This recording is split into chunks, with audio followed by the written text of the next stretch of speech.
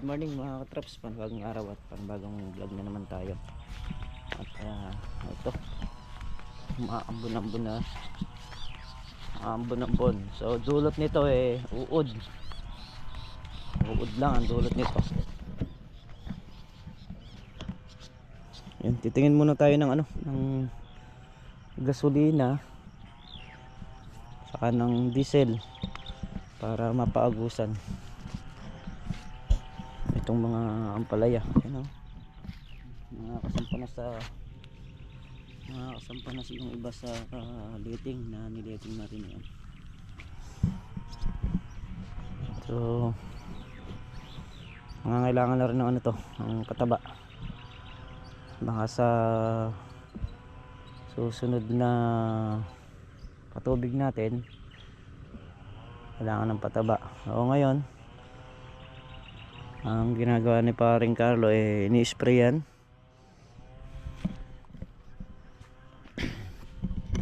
Yan, dulot nito uod.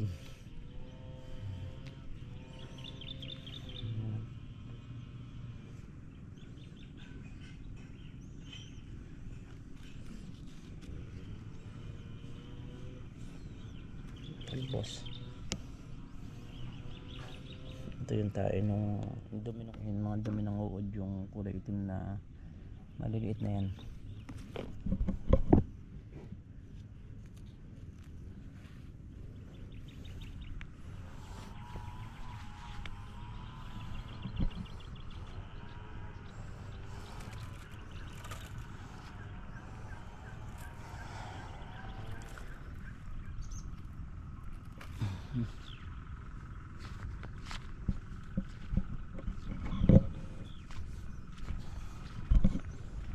Muna ako ng diesel sa kagas. Andar na mga katrops.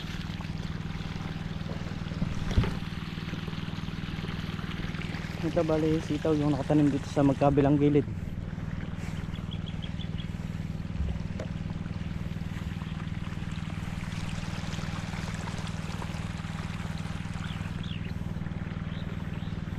Nakabili na rin tayo ng ulam.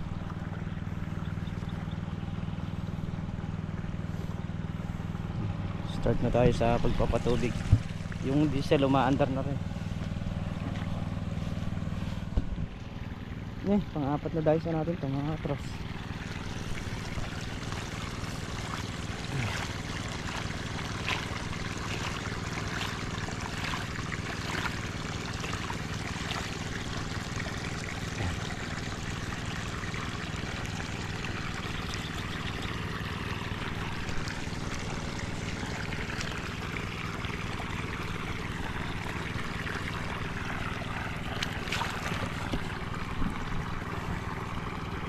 Bali sa lubong yan, diesel sa kagas.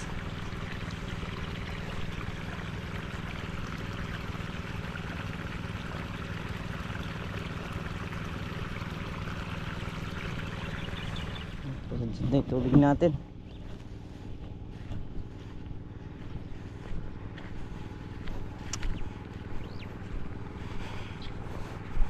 Merong patid na tali rito, pinatid na naman ng aso. Ayan, na natin idugtong.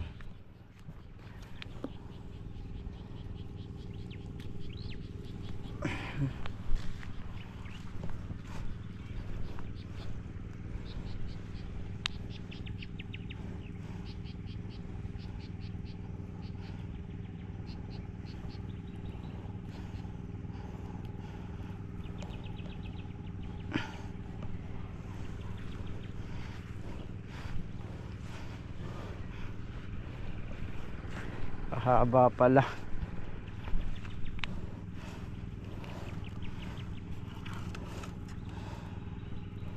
Doblehin muna natin itong ating tali.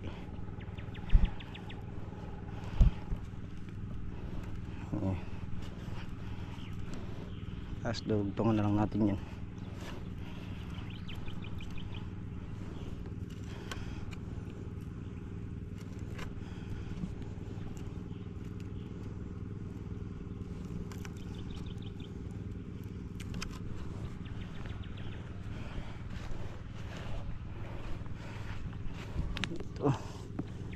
malamang sa nginat-ngat ng aso.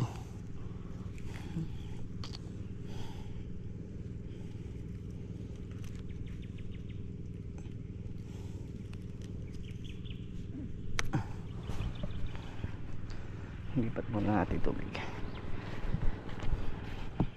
Ayan. Bali dinugtong ko na yung hose doon. Dito na tayo sa dulo nag-umpisa kasi yung hose natin nakakadkad na rin.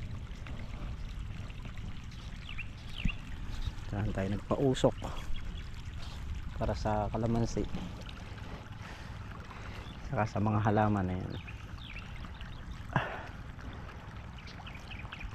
Medyo maganda yung panahon ngayon, hindi terik na terik yung araw.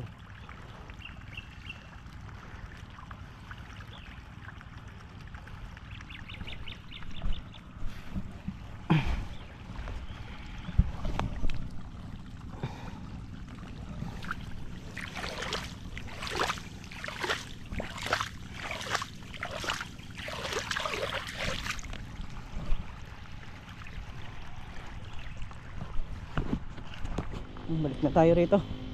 Nilinis lang ni Meltong Vlog yung drum na pinag-istakan ng tubig.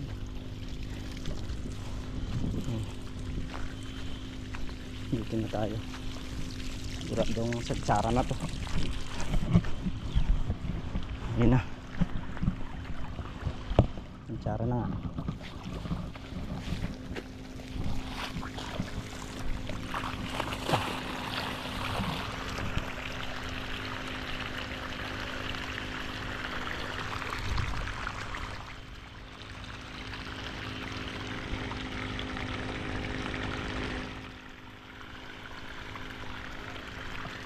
Malilandayos na lang din yung pinapatubigan natin na ito mga katraps. Isa, dalawa, tatlo, apat, lima, anim na dayos na lang sa ampalaya. Sa kalamansi wala pa. Yariin ko muna lahat yung sa ampalaya bago ko harapin yung sa kalamansi.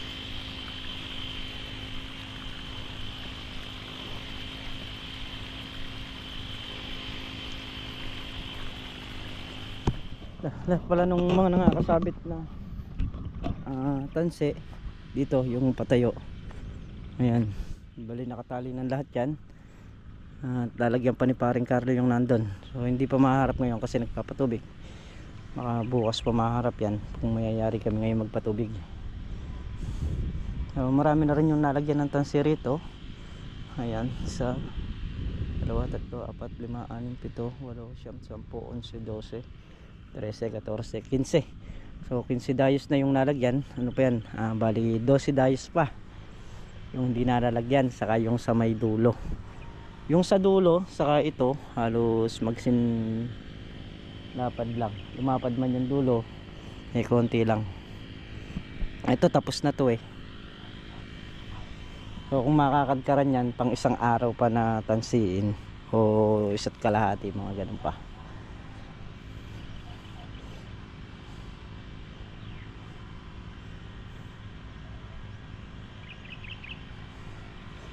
Hali, ang wala na lang yan, ang kailangan na lang natansin natin dyan yung sa itaas. Yung sa itaas naman yan kasi marami yung nagagamit dyan, gawa nung minsan ang nakakadkad dyan na diretso 12. So yung 1 kilo nakakabalik lang dito ng mga 3 balik siguro o 2 balik lang kasi mahaba. Kaya itong 1 butas kung 12 yon, baka pumasok yung mga 4 na kilo, mga ganon kada butas. Pero siguro yung 30 baka sakali magkasya na.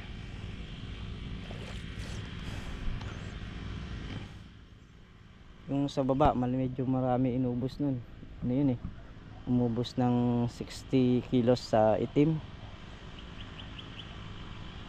60 kilos sa itim, tapos dun sa asol is 25 kilos yata naubos na. Wala, hindi naman pwedeng bakbakin yung ibabaw nun para ilipat dito kasi nakakabuhol yun dito sa alambre.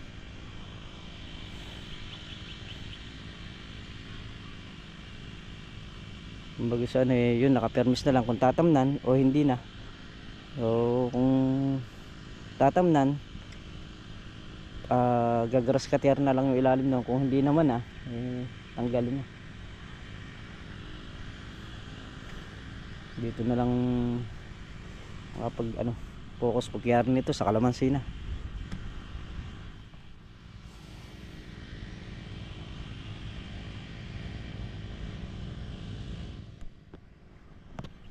So dun sa gitna na yun talagang wala rin napala, dugi pa. Yung pagod bagay, yung pagod ka nga natural lang na mapagod ka. Ay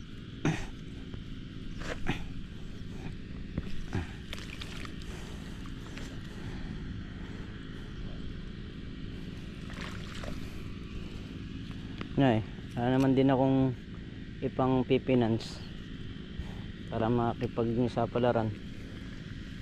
Medyo malaki rin kasi gastos troops, hindi naman biro, lalo na sa mga balag na ampalaya, mga ganyan.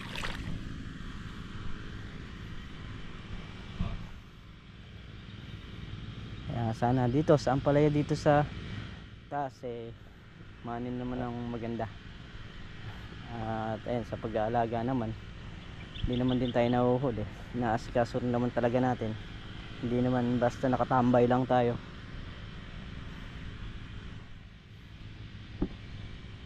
Pag nangyari ito, 3 days na lang yung matitira.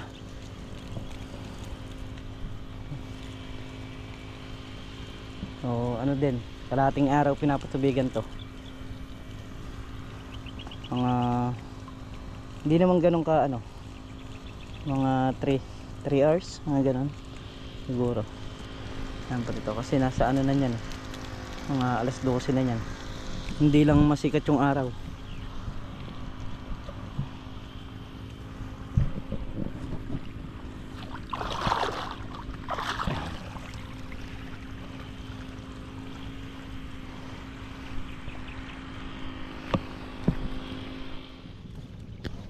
Yan, last one. Sana lang yung ating pinapatubigan. Habang malambot yung lupa, binubunot ko na yung mga damo niya paligid para matagal bago tumubo. Ayan, sinasabayan natin yung tubig.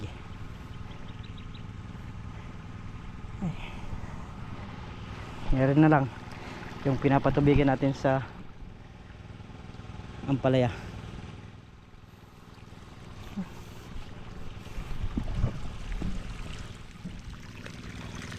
Ito, mga damo na to, ang hirap bunutin yan pag malaki na, kapal yung ugat. So habang malambot yung lupa, kaya natin bunutin yan kasi kasama, saka maliit pa.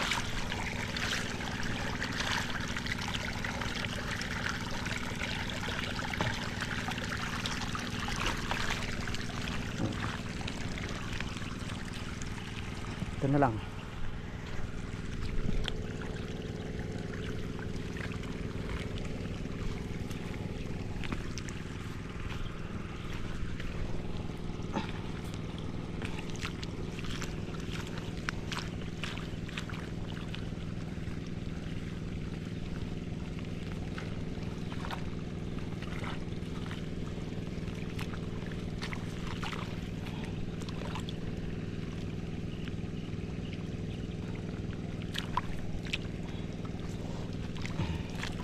Mataas na nasa gitna, bababa natin ng konti para inaabutan lahat.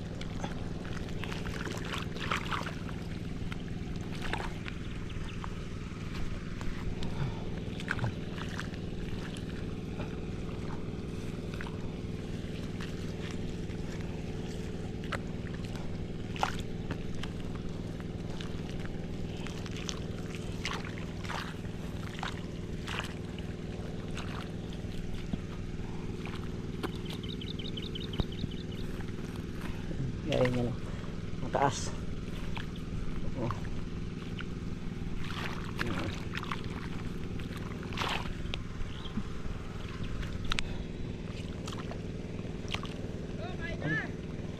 Oo. Nakain na raw kami. Pagluto na rin sila.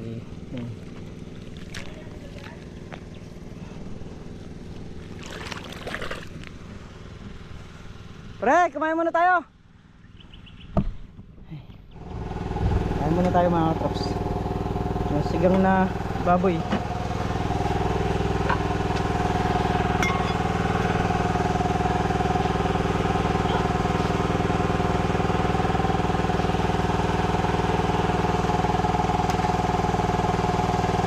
Buto-buto.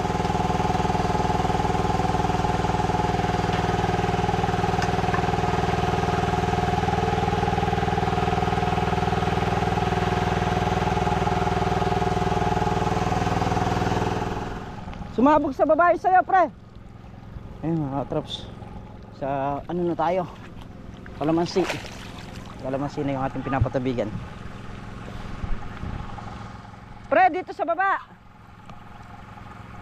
Nandito sa baba. Ayun mga katrops, sa kalamansi na nga tayo nagpapatubig.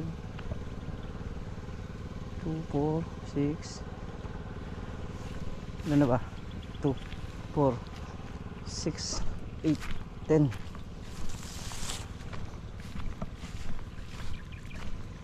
Pang 11 dayos na yung tinututukan nito. Ay, pang 12 na.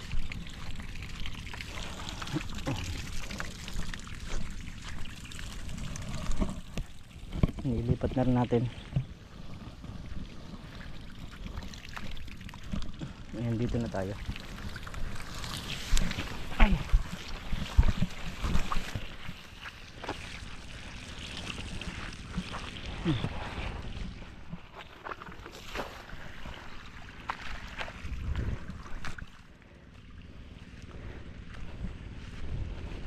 Ayan. Dito na tayo. Sad-sad na rin yung isa.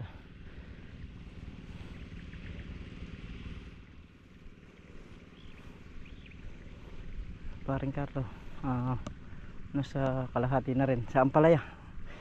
Yung kasing kanya malayo pinanggagalingan, pinapatubigan yung dulo ron, yung gitna, tapos itong nandito sila sa lubong. Pero pag tapat dito nyan, kalahati na, kaya mas mabibilis na siya pag tapat dito. Meron tong vlog yan, yung mga tirang barbed wire nilalagay niya rin sa may harapan, dahil merong mga tawag nito, pabo dito sa may kabila. Kasalukuyang nagpapaano tayo ng ampalaya, mamaya mapasok.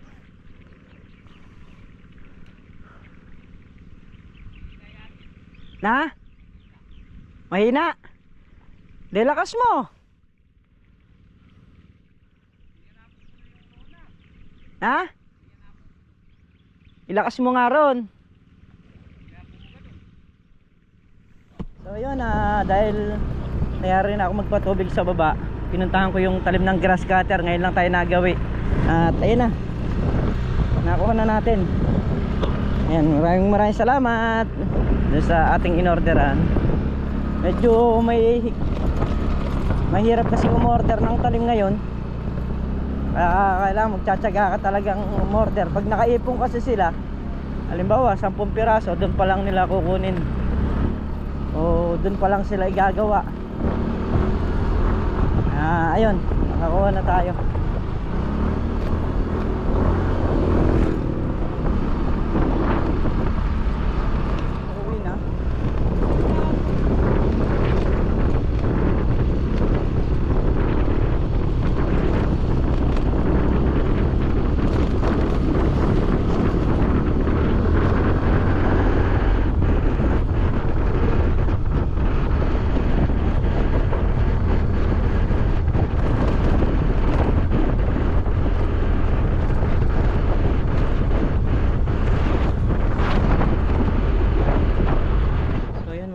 dito na nga tayo sa bahay at yun nga, kailangan na rin natin ma-spray talaga yung palaya. So ang gamot lang natin doon yung Lanate, dahil kanina marami yung berde na uod.